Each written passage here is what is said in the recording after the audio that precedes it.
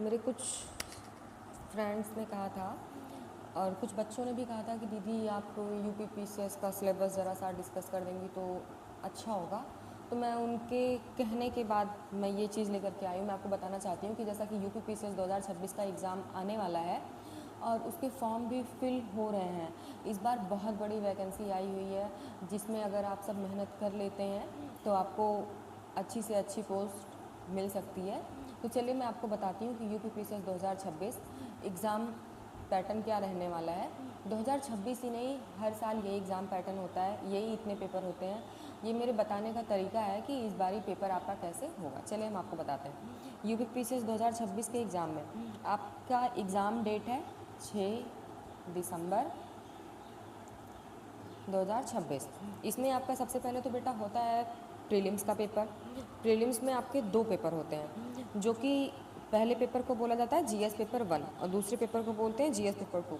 GS paper 1 में total number of questions आपके होते हैं 150। इसमें आपको मार्क्स मिलते हैं 200 और इसमें टाइम पीरियड होता है इसका 2 आवर।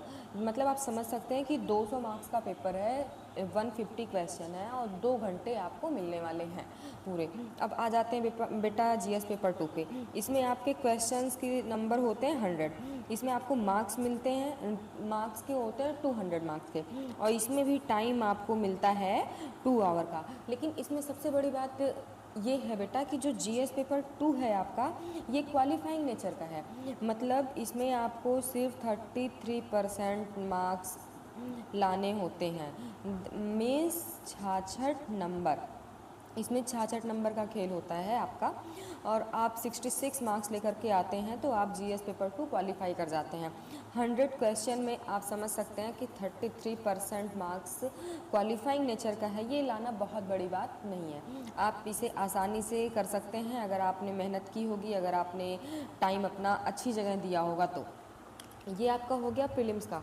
अब मैं आती हूँ आपको मेंस के सिलेबस की तरफ, मेंस के पैटर्न की तरफ। इसमें आपके बेटा कुल नंबर ऑफ पेपर होते हैं 6 जीएस के पेपर होते हैं और 2 एक हिंदी और एक एसए का पेपर होता है।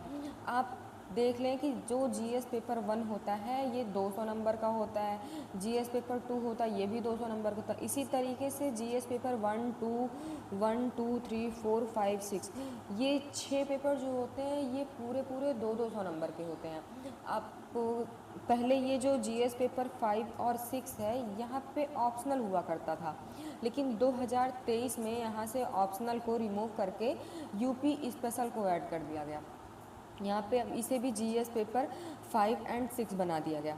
अब आ जाते हैं यहाँ पे जनरल हिंदी और एसए के पेपर पे। जनरल हिंदी का जो पेपर होता है हमारा वो 150 मार्क्स का होता है और एसए का पेपर आपका होता है 150 मार्क्स का।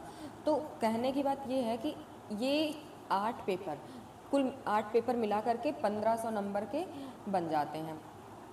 आप अगर ये जीएस पेपर 5 और 6, जीएस पेपर 1 2 3 4 आपने पढ़ रखा है तो आपको history, geography, polity, economy, environment, science, tech हर चीज़ की नॉलेज हो जाती है। आप इसमें नंबर आप अपने हिसाब से, हर किसी के बहुत ज़्यादा नंबर इसमें नहीं आते हैं, इक्वल आते हैं। इक्वल नहीं कह सकते, उनके लिखने के अकॉर्डिंग आते हैं। लेकिन अगर आप 5th और 6th पेपर पे अपनी कमांड बना ले जाते हैं, ये आपकी रैंक बताता है कि आप कितनी रैंक तक इम्प्रूव कर सकते हैं, आपकी रैंक कितनी आगे होगी कितनी पीछे होगी।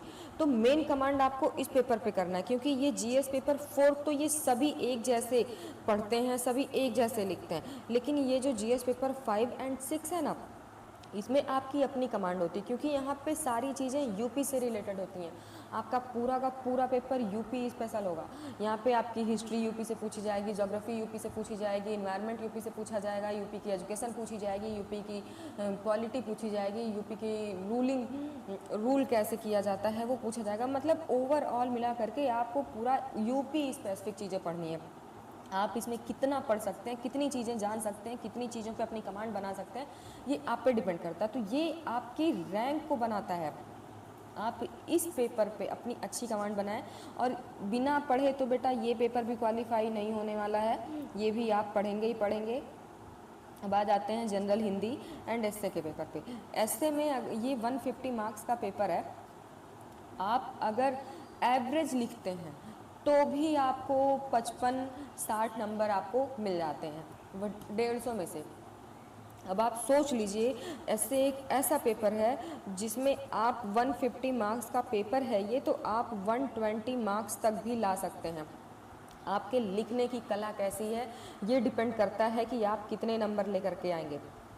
आप इसको एडिटोरियल पढ़िए, न्यूज़पेपर पढ़िए, सारी चीज़ें आप जितनी चीज़ें आप पढ़ेंगे, जितनी चीज़ें आप कलेक्ट करेंगे, आपका थिंकिंग एबिलिटी जितनी होगी उतना ज़्यादा आप इम्प्रूव कर पाएंगे। आप जैसे ही इन पेपर्स का देखते हैं पैटर्न, तो आप मेहनत अगर सही जगह कर रहे हैं, सही तरीके से कर रहे हैं, तो आप क्वालिफाई कर जाएंगे। आप जैसे ही मेंस क्वालिफाई करते हैं, आपका पड़ाव होता है इंटरव्यू, जो कि 100 मार्क्स का होता है।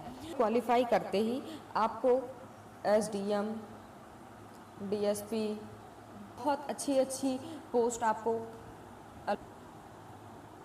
तो ये हो गया आपका पूरी की पूरी प्रक्रिया कि किस तरीके से किस किस फेज़ में यूपीपीसीएस का एग्ज़ाम होता है।